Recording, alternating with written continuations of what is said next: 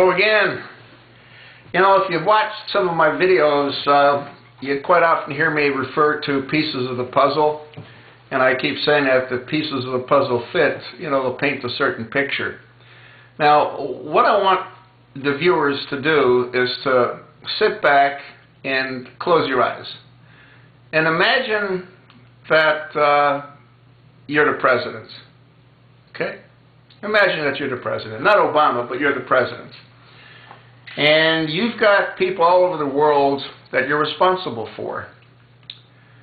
And on September the 11th, your Secretary of Defense, Leon Panetta, and you communicated around 5 o'clock.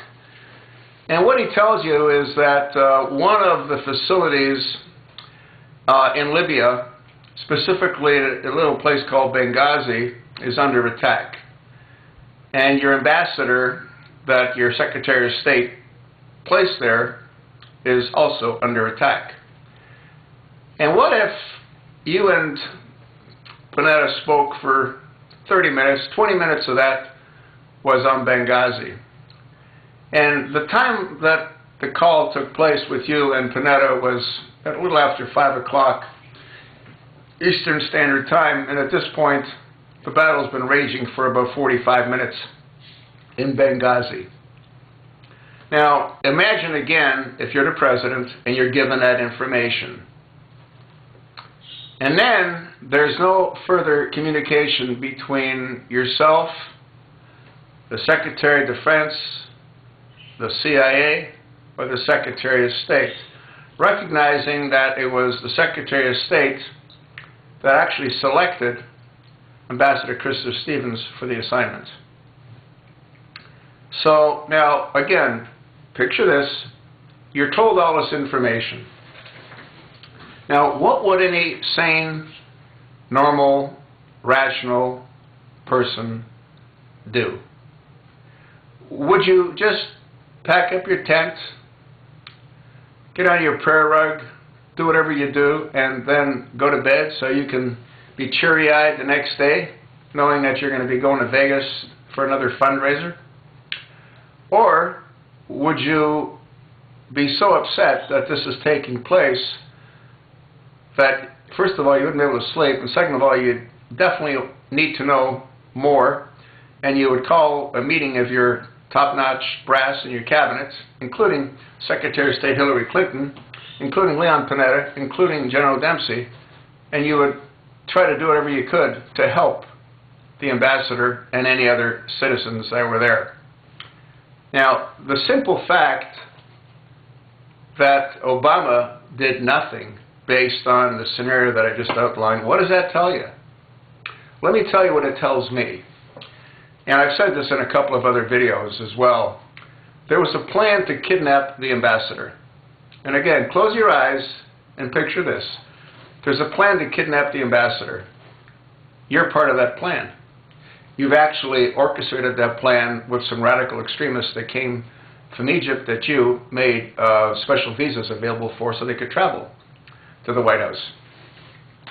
And again, the plan is to kidnap the ambassador.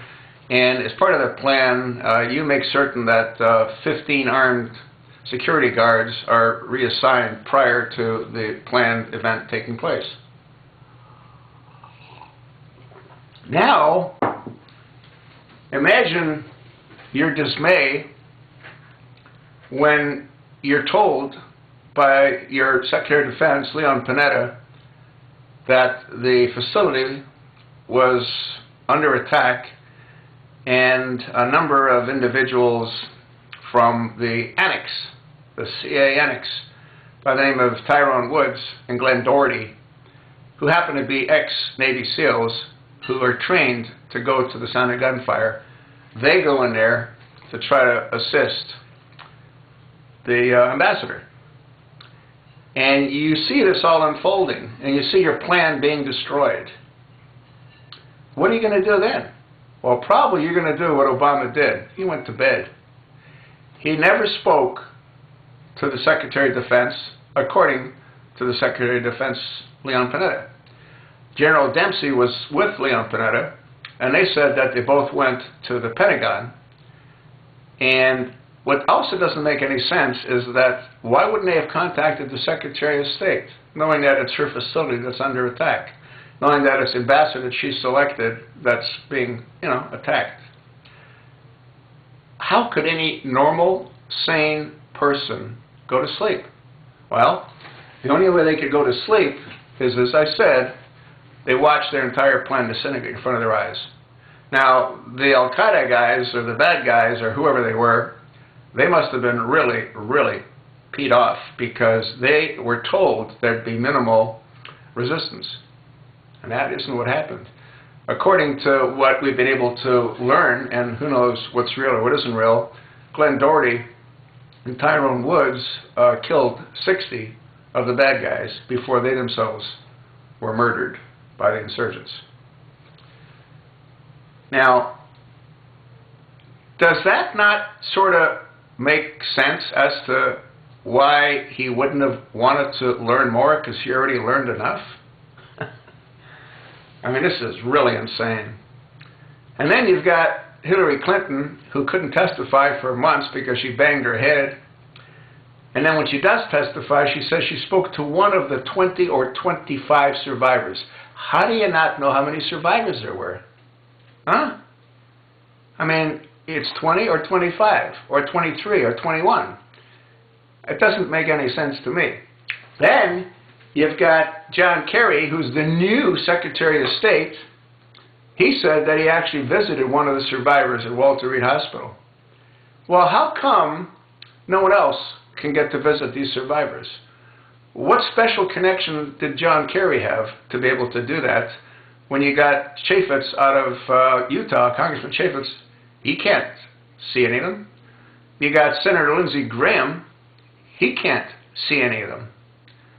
Nobody else can see any of them. You'd think that someone would be able to see some of them. The whole thing doesn't make any sense. Well, what does make sense is Obama's actions coupled with Obama's inactions. Again, follow the pieces of the puzzle. No sane person could go to bed knowing that a facility is under attack by extremist radical Muslims unless he himself is an extremist radical Muslim that planned the event that fell apart right in front of his eyes. That, my friend, is what history is going to relay as to who did what, when, and why no one did anything. You think not? Well, think again. That's what happened the night of September the 11th, 2012, in a little place called Benghazi, Libya.